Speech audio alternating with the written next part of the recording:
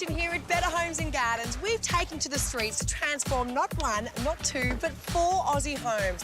Why? Well, it's called Curb Appeal. So if you want to add value to your home without blowing the budget, then sit back and get ready to be inspired. From the season's hottest colours It's given us the modern edge that I was hoping for. to plants for tricky spots and big impact gardening. It's a really simple way to add that real wow factor. From fast fixes and easy maintenance It's not hoarding, it's forward thinking. to practical landscaping solutions. We need to give this a little bit of privacy. We'll show you how to add thousands to the value of your home. Also, a 3-course dinner party for a very friendly price. Feed 4 people for less than $35. And a fruity twist on a favourite treat. It really is the perfect icing for the perfect cupcake.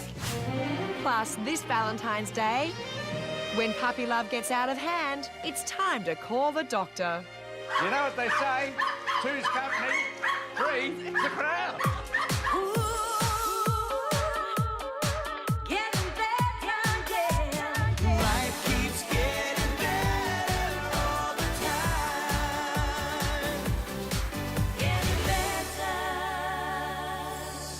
Often asked, what is the quickest, easiest and most affordable way to increase the value of your home? Well, one great way to do it is to add to your Curb Appeal. What's Curb Appeal?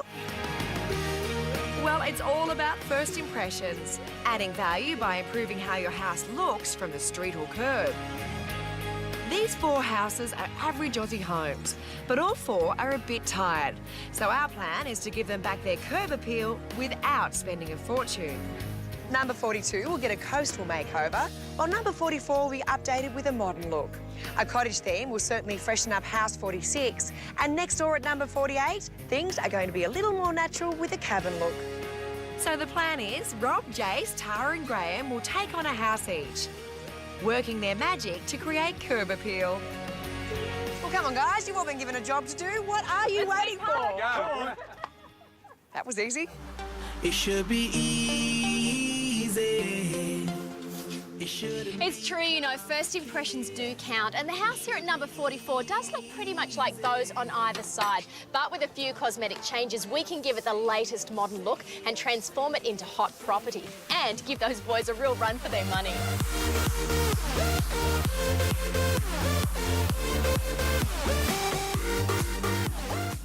If your place is cookie cutter, and let's face it, this one is, an easy way to break the mould is with colour.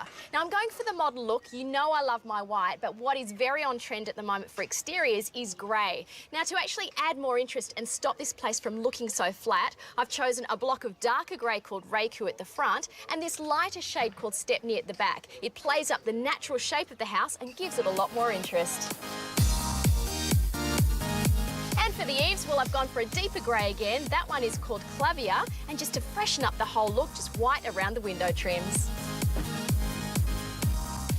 And remember, when you're painting brickwork, go for the longest nap roller you can find. This one looks like a shaggy old teddy bear, but it sure does cut the work time in half. Ain't it fun? The modern look is all about minimal fuss and keeping things simple. And as much as I do like that screen on the front porch, it is a little on the small side, not in keeping with the scale of the house.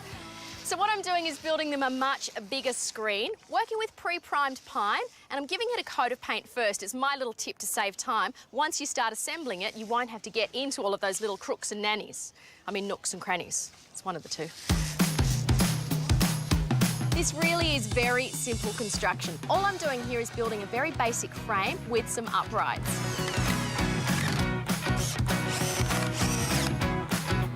Now for the slats. What I've done is just cut a whole stack of battens at different widths. Now it's just a matter of playing around. I'm going to have some short, some long, some going all the way across.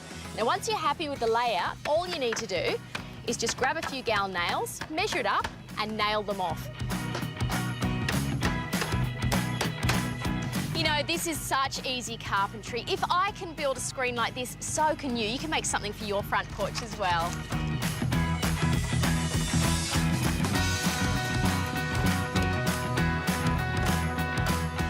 House numbers, they're often very small, but made large, they can be an incredible design detail. On that note, I've searched on the internet for a modern number 4 and just enlarged it. Now, what I'm doing here is simply tracing it onto a sheet of ply. Now, lucky for me, I'm working in house number 44, so I can simply double the numbers. Now, just grab a drill, start off with a pilot hole right there in the centre, and then swap over to a jigsaw and you can cut both of them out. To help these numbers stand up to the weather, I've made sure that I've given them a liberal coat of primer all the way over, even underneath. Now it's on with the top coat colour. And for this, I've chosen this beautiful shade of mustard yellow. Now this, teamed with the grey, is a hot colour combination in fashion right now, so this is bound to be a winner. With them dry and looking fantastic, I'm attaching them to the wall using 40mm spacers. This gives us a really nice gap, creates a shadow line, very contemporary. It's interesting to note that trends in house colours tend to follow the catwalk. So to keep this hot look going, I'm continuing the yellow on the front door to make a real style statement. We've come such a very long way with little old 44. I am so loving this two-tone grey colour scheme. It's given us the modern edge that I was hoping for, but there still is a little bit of work to go just to finish off the front of this place.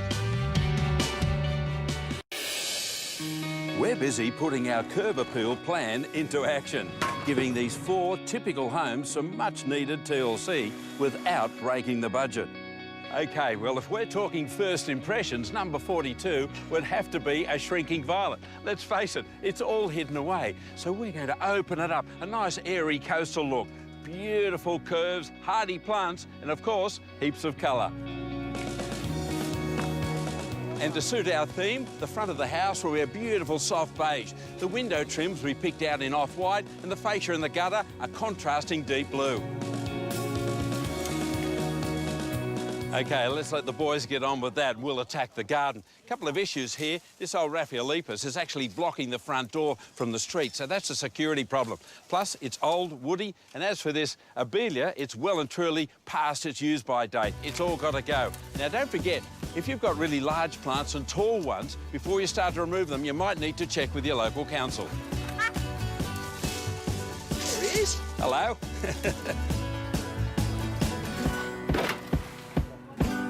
Wow, you get rid of those shrubs and look what we've found, a beautiful old flecked ivy. Very pretty one, and in fact, it's really covering up the railing rather nicely. We can start to see some 1950s floating sandstone. Don't you love it? We're not going to get rid of these. Thanks, mate. We're going to actually save them for later on.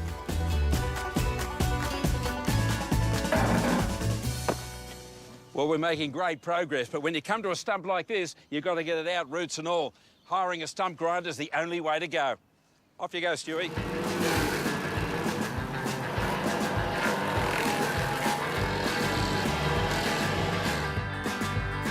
Now, this is where the old hose comes into its best, making a lovely, gentle, organic curve. We'll have 2 lines. One at the back will be the garden bed. The one at the front, well, that's going to be something very different. Now, we've got quite a bit of grass to lift here, so we're using a turf cutter. Saves time.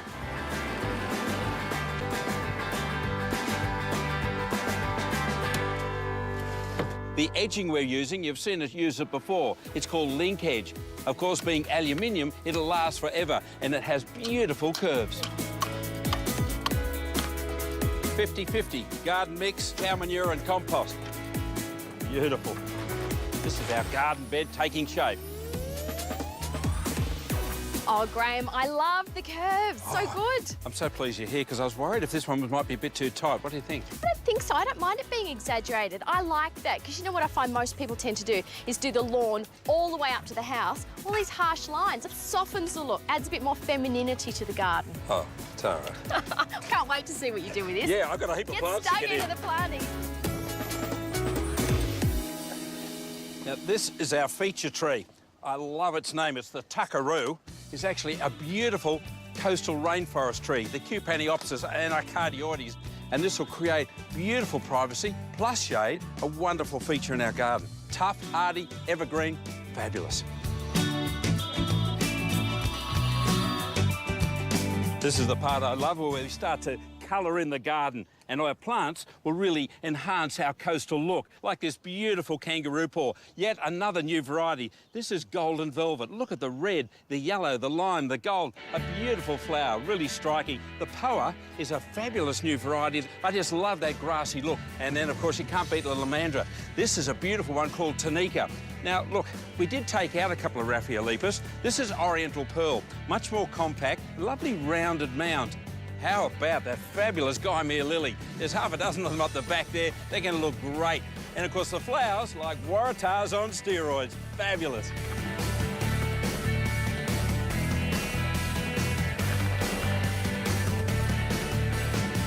OK, surf's up, bring on the beach.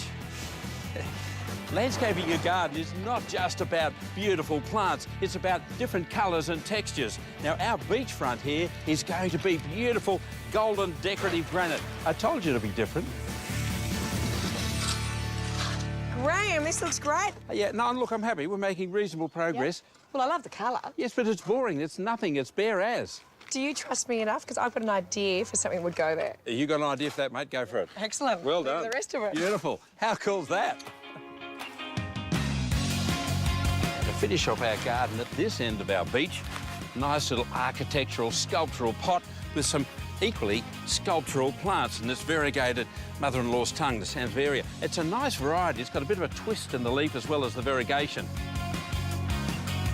Well, how good does the beachfront of our house look? Everything looks sort of great, doesn't it? And the grass is blowing in the breeze just as they would down by the coast. And the colour, it really lifted by the mulch.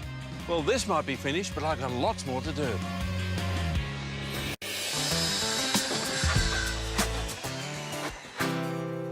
Well, here it is, number 48, my house for the day. The last one in the row, or the first, depending on how you look at it. Now, the theme for my work here is sort of natural. It's letting the house do the talking and telling me exactly what it wants. If I have a look at that now, the windows, they're a bit naked, need a little bit of love. The brickwork, I could use some attention down there. And then there's the paint. Also, there's plenty of gardening to do down here, but before any of the cosmetic stuff gets going, I've noticed a couple of jobs up here that need immediate attention. First little problem isn't too hard to spot. Look at the corner of the brickwork. It is knackered. The good news is this is cheap and easy to fix. I'm using a hammer and a cold chisel to remove the busted up old brick and the mortar around it so that I'm left with a flat brick surface. He's one smart cookie, the owner of this house, because he's kept some bricks, and it is a great tip. Keep building materials, bricks, roof tiles, tiles for your bathroom, stuff that you may need down the track. It's not hoarding, it's forward thinking. And I do need to bust a brick for this job. We need a 45-degree angle, which is a little bit tricky. Now, you could use a grinder to cut this, but if you don't have one, the old bolster and hammer goes the long way. Here I was worried that you were over here in Naughty Corner, but you do still have some toys to play with. I know. I do feel like I'm by myself. I looked over there after 2 seconds. Hodgie had a spray can in his hand, 6 men on shovels and an excavator. Here I am with a bolster and hammer. All right. Now, have you ever busted a brick? No. Do you want to have a crack at it? Yeah? All Is right. it easy or hard? Well, it's not hard at all. Basically, I've got a line there, 45 degrees. OK. OK? We're going to basically make a cut all the way through that brick so I can use this in the corner. All right. Now, I've got a soft surface to sit the brick on just to spread the load evenly and have no pressure points so they're going to bust my brick in a place I don't want it. Now, we just do that and you give it a light tap first. Firm, but not really hard. All right. OK, great. So now we've given ourselves, like, maybe what's a slight fracture in the brick. Right, so hit it there. Now, this one is going to break the brick. You are going to give it an almighty whack, OK? All right, here we go. Smack it like you hate it. That's not bad. I'm exhausted. OK. OK, let's see. Oh, look at that. Pick it up. Look at that, straight across that 45-degree line that you had earlier. Done. Hey, nice one, Joe. Beauty. Thanks. I didn't actually do it. OK, now to mix up some mortar. Remember, 4 parts sand, 1 cement. Make sure you put plenty on. And scrape off the excess. You might need just a little bit of pointing to finish it up. A light sponge off, away you go.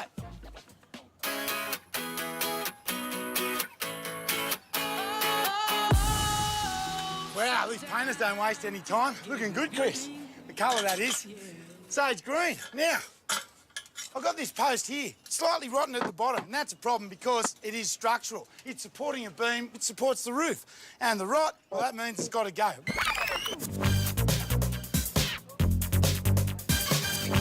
I'm taking the weight of the roof with an acro prop so I can remove the old posts. These nice new posts will last for years.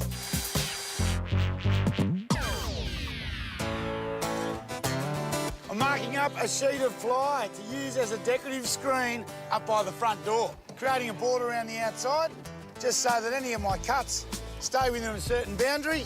The plan is to drill a series of different size holes in the ply using hole saws. Now, even with all the holes in it, you still are maintaining an element of privacy, but you're letting valuable sunlight through and you're creating a point of interest. And best of all, it is very easy. And to get a pretty even distribution of each of the size holes, how about using the foam packing as a template to mark out? This will save you a heap of time and trouble. No measuring. And you can really see what your screen is going to look like before you cut. Something as detailed like this is much better painted down on the ground than up on the house, so I'm going to leave that for the painter and get on with my next job.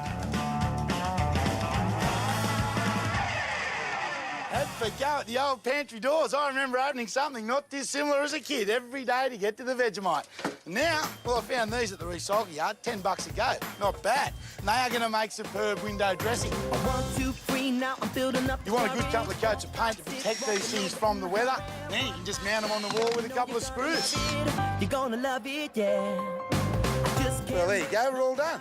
Brickwork's fixed, nice fresh paintwork, and my modern new screens. That's the only way you're winning. Well, I just don't know. The colour, it's not right. The colour itself, brown, grey, burnt clay, in fact. But it just doesn't work with the other colours on the house. What do you reckon at home? Light or dark? Well, white's the way to go, I reckon. Much better. So I'm working on number 46 and we're going with a cottage garden. But before we get all fancy pants with the plants, we need to think about the practicalities. The driveway, the only word I can think of is busted. And then for the garden, we've got a great frangipani there that I think I can work with. And then I'm going to add lots of other colour to really give it that cottage theme. I'm going to tackle my biggest job first, which is the driveway. I know I can make it look good, but I want it to be practical as well. So the best way to check is to bring the ute in and park it. So now what I want you to do is reverse out slowly so I can actually trace it. Means it's going to look good and it's practical. When you're landscaping, it's important that you've got a game plan. Now, you could dig this driveway out, but the physio bill is going to cost you more than what you're going to save. So we're bringing in the big boys. We've got a great toy. And then I'm going to split the boys up and they're going to do the garden edge for me. So everyone's working at the same time and no one's waiting for anyone. Come on, fellas.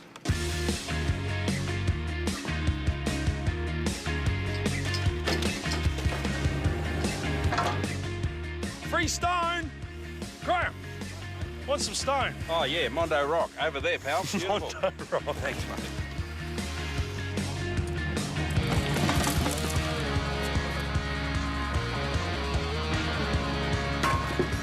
As the boys rip up the old driveway, I can start on the garden beds. This frangipani is the #1 asset in this whole yard. In fact, it's the only asset. To buy something like this would set you back a couple of $1,000s. So what I've got in mind is to turn it into 2 beautiful trees. That way, I can have one closer to the front door and one welcoming people at the letterbox. But they'll go back in a little bit later. Now, the garden beds are pretty much the same shape, except for a couple of little differences. Instead of finishing here, I've extended it so I can plant in this space and hide the aircon. And then up here, I'm going past the edge of the house, creating a little nook, a great spot to hide your bins. Out of sight, out of mind. And for a garden edge, I'm going for a paver, simply as a header course. So I've got the road base down, then I put down some mud and lay these nice and flat, but flush with the lawn. It means when you mow, you can go straight over this. You only have to do the edges every 2nd or 3rd time. And to make sure the grass doesn't grow into the garden bed, I'm not butting them. I'm going to leave a centimetre gap and fill it with mud. It's impenetrable. The grass stays where it's meant to be, and the garden stays where it is too. Now the garden's ready for its centrepiece, the frangipani. Now that cutting's got no roots, so if you water it and overwater it, it's just going to rot from the ground down. It can't draw that moisture up. So I water it now just to get it bedded in, and then I wait. It might go backwards a little bit, and then as soon as I see new growth, that's when you feed it, and that's when you give it a good drink.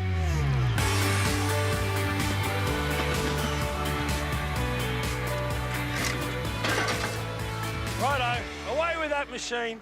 It saved me a ton of work, but its work is done now. Now, all I'm going to do is a header course all the way around the outside and lay it on mud. But I'm not going to leave a gap for mortar. The pavers will still move ever so slightly when you drive on it, and so that joint is just going to crack and look like a problem. Butt it up, no problem. Then inlay it with road base so it's nice and firm. You can pave all of this, but it's a big area and it costs a heap. So crushed granite's an affordable and good-looking alternative.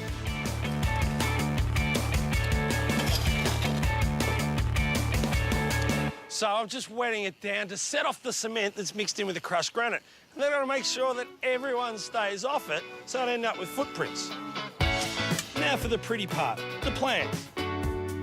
On the ground, I'm using Dipladenias. Now I've got a pink and a red. And then we've gone for classic white iceberg roses. They are absolutely stunning. They need a haircut after they flower, and you've got to watch for black spot. And then one of my favourite small trees, Magnolia Little Gem. They get big white flowers, they smell fantastic, just bringing the house down a little bit and greening the whole thing up.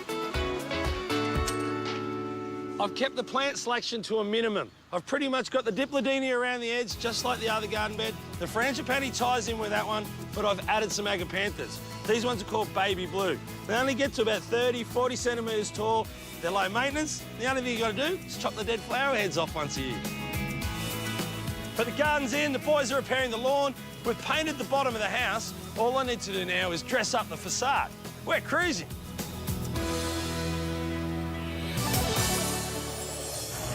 We're on a mission, taking 4 typical Aussie homes in a typical Aussie street and giving them some much-needed curb appeal. We're giving each of our homes a theme: coastal, modern, pretty and natural. Spending as little as we can to create a big impression. Hello. Hello. So you're probably wondering why I pulled you away from your houses? You brought cake. No, but I do have a surprise for you. You were all looking just a little bit comfortable, so I thought we'd mix things up a bit. So Tara, you're now working on Jason's house. Vice versa. Rob and Graham, you two are playing swapsies. He hasn't done anything. Beauty! His garden looks good. It does, I'm off, see you guys. Oh, I lost out on that. Have you got a hammer? My work here is done. Okay, the big swapperoo. Here at number 42, our coastal makeover. Graham's gone great guns with the garden. Painting is progressing nicely too, but will you take a look at the gutters? They are really letting the side down. They've got to go. Getting your gutters down is pretty easy. Just peel back your gutter brackets. You might have a couple of nails you'll need to prise out of the back wall of your gutter, and then the whole lot lifts out pretty easily. You really can't be too careful doing a job like this, especially with old rusted metal. And if you do nick yourself and you can't remember your last tetanus shot, best run down to the medical centre, just for old time's sake. Except for the original undercoat, this top half of the fascia, never seen paint before, so I'm giving it a go to Weather Shield before I cover it up with the new gutter and buy it a few more years. In order to stop the problem we had up here before happening again, it's important to have fall on the gutter. That is a slight slope. Now, to do that, I've rigged up a string line, pinged a line that falls slightly towards the downpipe, and now it's time for gutter brackets. This first one is pretty important. That is going where we have a join in the gutter. You see, our longest length is 6 metres, which only gets us to here. Beyond that, I just want to have a spacing of about 900 millimetres between each bracket. When you are ordering your guttering, keep in mind that you've got about 100 mil overlap at every joint. So you don't have to be millimetre perfect, and remember, you're going to have a gutter bracket that covers the joint anyway. When you get to the corners, you will need to make 45-degree cuts using a pair of tin snips. The big tip for cutting perfect holes in your gutters for your downpipes is to use a traditional chisel. Make sure the gutter's sitting down on a block of timber. That protects the chisel as it slices through the steel. Try doing that with a pair of tin snips. Into that hole goes a collar. It locates the downpipe, needs to be siliconed and riveted into place.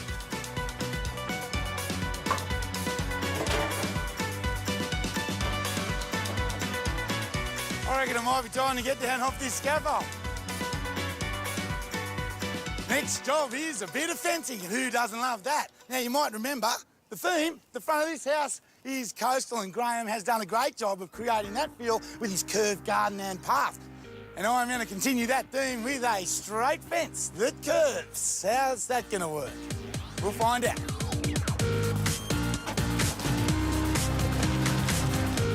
Now that the end posts are in, I'm running a string line between them. That gives me a line to work to so that the rest of the posts can run straight. No curves yet. Stay with me.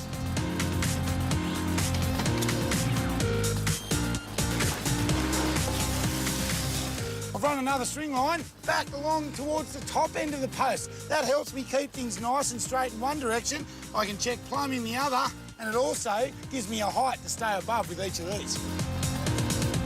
Lovely.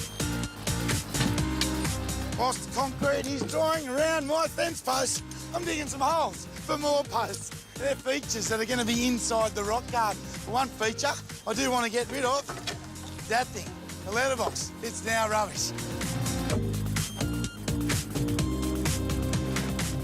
All right, there's a bit of rammed earth, the 4 posts and concrete in that one at the front. That's going to have a letterbox in it eventually. The boys are going to cut those posts down to different heights for me, whilst Stewie and I get on with the curve in that fence.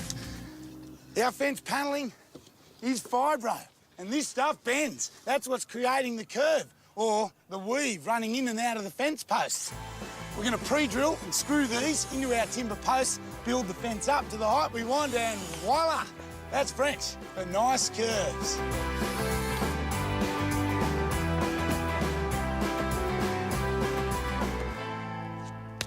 Well, there we go, all wrapped up at number 42, and how about the finish? The garden looks absolutely fabulous, and this new fence and the rock garden, what a great point of difference.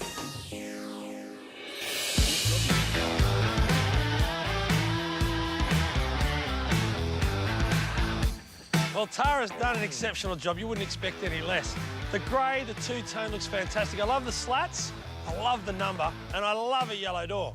But then you look at this lawn. It's big, that's a plus, but that's all. We need to give this a little bit of privacy. I'm not talking about a fence, I'm talking about planting it out. And the little garden bed, it needs tidying up. And I reckon we need a bit of separation between the 2 front doors. Still a lot of work to do.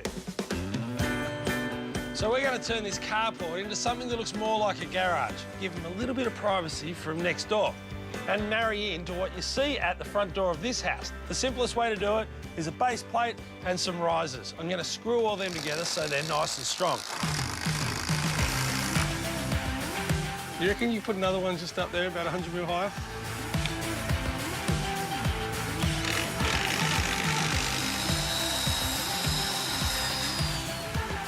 Then I can simply nail on all the cladding, and it's a lot quicker and easier if you pre-paint everything.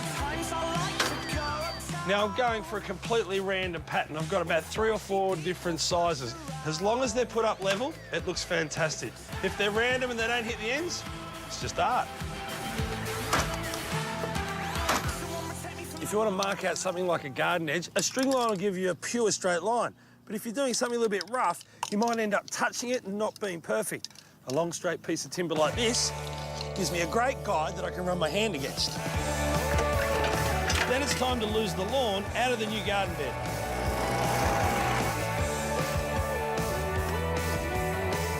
When you decided at 8 years old that you wanted to be a landscaper, was this the part that captured your imagination? No, it's because you got to grow sunflowers.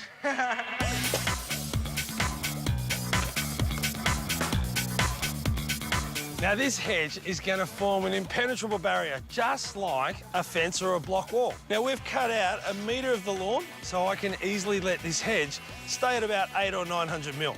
These actually need a haircut straight away. What you do is just prune the sides in a little bit, and they'll thicken up in between here before they start to get any taller.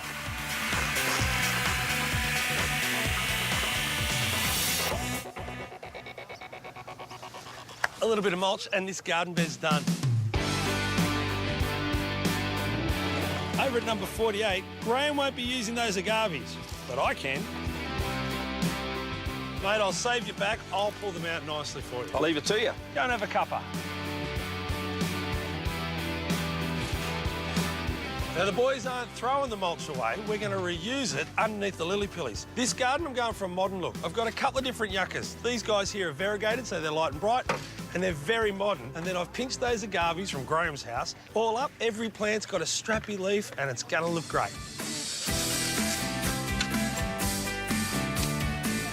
Now, the little agave, they get bashed up when you're chopping them out of their old position and then transporting them to their new one. Try to avoid bashing up this centrepiece because every time you break or bruise one of these leaves, as it folds out, it'll stay broken and bruised, meaning that because I have damaged that one, it's going to look pretty crooked for about a growing season. But don't worry, they'll take root and they'll thrive after that. And when you plant them, face them to where you're going to view them from, so you can see the beauty of the centre. The best looking agaves have found a home right here near the door because they look good day one. These tall, skinny ones and all these little pups that have been bashed up, I'm going to hide them. They're still in the garden. They'll still look good because we're going to plant them a different way. They're all close into each other, so you can't see the bases where they've been bruised. But give it a year or two, you'll be able to come over here and start propagating them to other spots in the garden.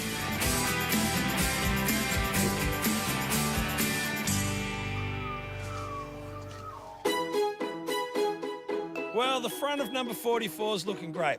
We've given the home some much-needed privacy, and as far as the garden goes, it's all low maintenance. And we've saved a ton of money using second-hand plants. We'll see how it stands up to the rest of them a little bit later. Graham's coastal-inspired house at number 42 is coming along nicely, but he wanted a hand with something to go up on the bare wall. Now, I have a fantastic idea for that wall space on the front of Graham's house. It's a very simple idea, just using a couple of old fence palings, some hanging baskets, a little bit of bark, and we're going to jam-pack this full of succulents. Pretty much just tuck it in around the front to make it look a little bit more rustic. You can buy this at a landscape supply centre. Go the whole way around with that. Then, once you've reached that stage, you need to fill with a bit of good quality potting mix. Now, I am a big fan of succulents, but that's not why I've actually chosen these to go into our wall feature. These actual planters are quite small, which means that they're going to dry out really, really quickly. Because the wall feature is in a position that's going to be so belted by the sun, you need to have plants that will survive with virtually no water, and succulents fit the bill.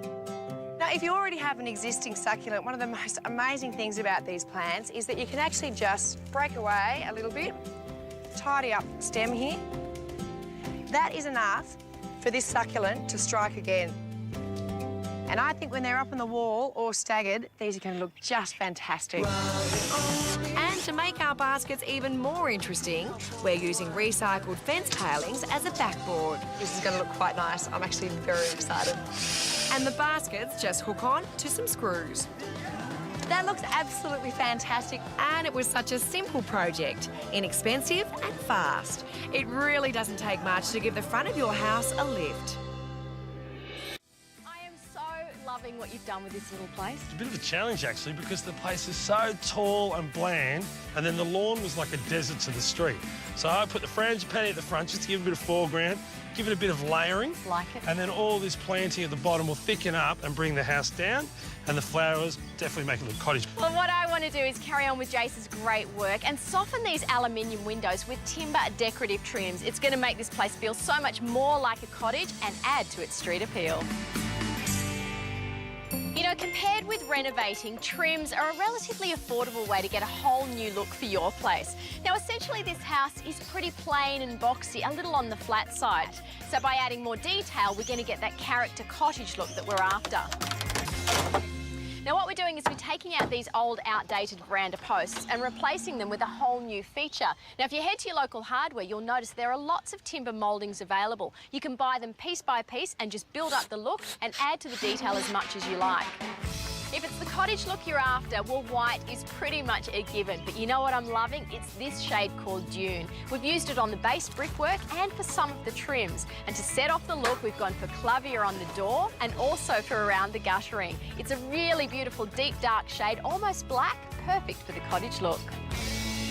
Oh, Tara, this looks great. Thank you, perfect timing. Just need a bit of a hand to get this up on the porch. Brand new. You love it? I do. Do you know what I like? I like how it's got all the little ornate detail for your little country cottage, whereas your modern place is all clean lines and straight lines. Oh! Come on, we're at the glass windows. Hurry up, put it down. We need to straighten her up. Oh, thanks, goody. It's a bit heavier than it looks. This looks brilliant. It's incredible. It It's looks your like it's been purpose. here forever. It could be a puppet stage. The puppet theatre.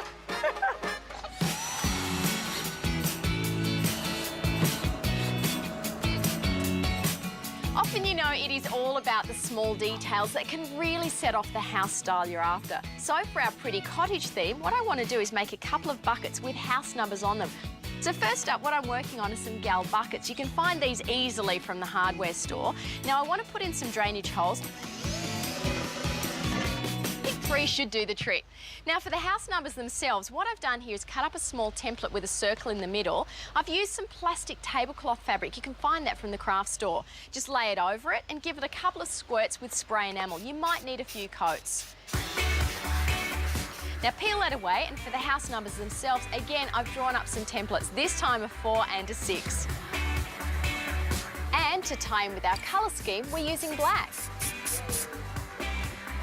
Then, once they're all nice and dry, carefully peel back the plastic and fill the bucket with soil.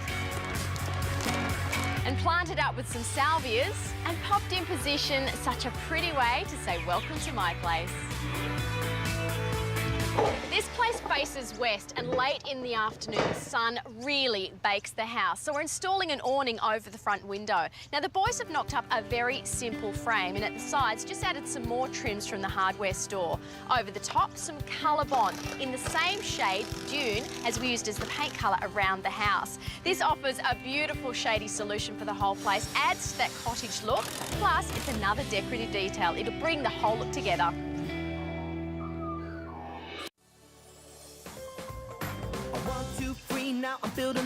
Here at 48, Rob has actually done a great job. I love the shutters, the screens and the paintwork. It's such a cute little house. But down here in the garden, it's barren and half dead. My job is to bring this soil back to life with a really beaut garden. But my first job is actually to mark out the garden bed, and that's when the old hose comes in a treat. Well, actually 2 gardens. One in the front of the house that gets full sun. The other under the pencil pine where the soil is really compacted and the lawn just won't grow.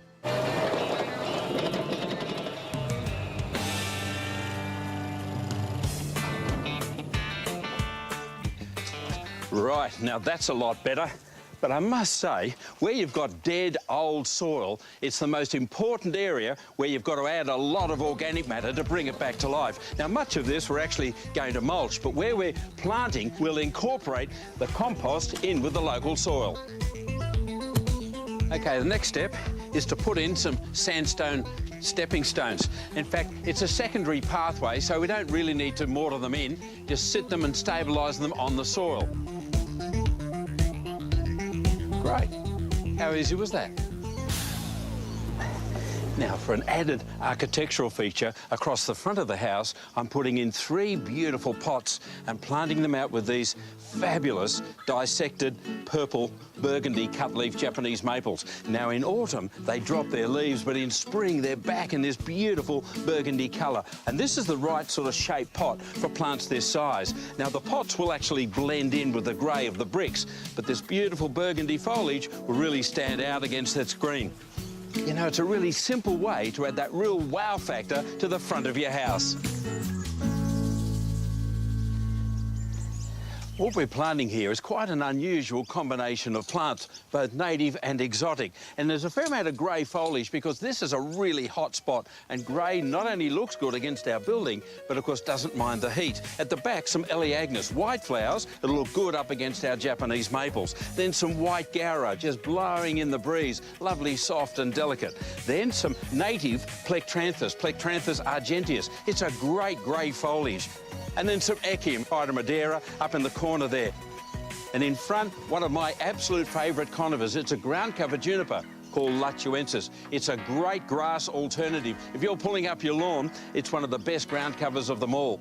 And then in front of our circular architectural feature, a beautiful clumping cordyline called Electric Star. Now, this is not the burgundy one, lime green. Very architectural, hardy, but clumping. Make a note of it for your garden. Cordyline Electric Star. It's a terrific plant. Now, that's the sunny spot sorted. Now for the bed under the trees. Part shade, part dappled sunlight. How about these guys? Aren't they cute? A couple of metal stalks. Not expensive, but a really attractive feature. And then I'm putting them into a bowl, filling it full of water, but I've got pebbles in the bottom so it's not too deep, and fill it full of nice water plants. As for the shade-loving plants, I'm using Tonanthe. Really cute. Nice big clumps, variegated iris, and it doesn't mind being in the shade. And, of course, the hellebores. Beautiful and very hardy.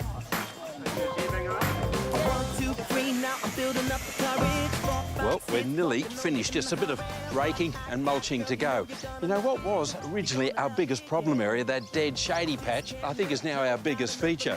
And as for our sunny spot, those maples look great, right down, sort of progression of foliage right down to the grass and the mulch. It all looks great.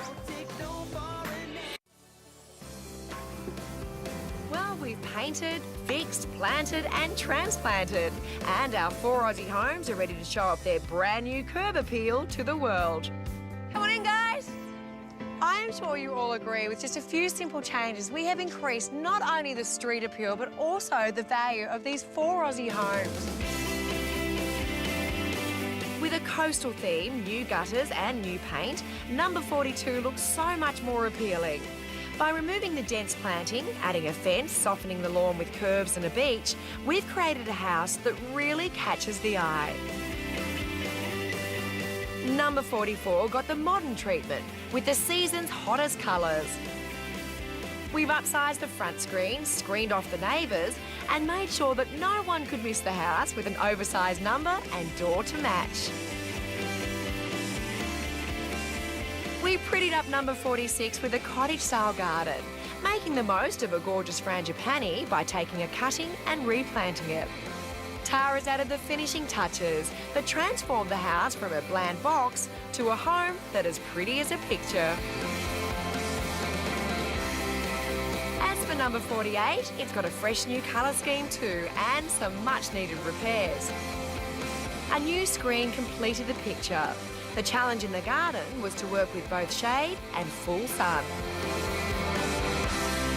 What I like the most is you can do it on the smallest budget. Just painting the door and making those numbers. What would it cost you? A litre of paint? And it's really given this house some personality. Sure has. And how about just a bit of simple maintenance combined with things like fixing your gutters, replacing rotten timbers, then you put in a new paint scheme and the whole place transforms. You're right, you can't beat the power of paint. These little houses have just been whipped into shape, just from great colour combinations. And I'm loving all of the gardens. Well, that's right. The plants look fantastic. They're so simple, easy to buy and really tough and hardy. But I've got to say, I love those little eyelids and the screens. They're terrific. Awnings, mate. Well, whatever. They're cute. Whatever you want to call them. I hope we've given you loads of inspiration for this weekend at your place, and we're going to do it all again next week with more Better Homes and Gardens. Bye-bye. Bye.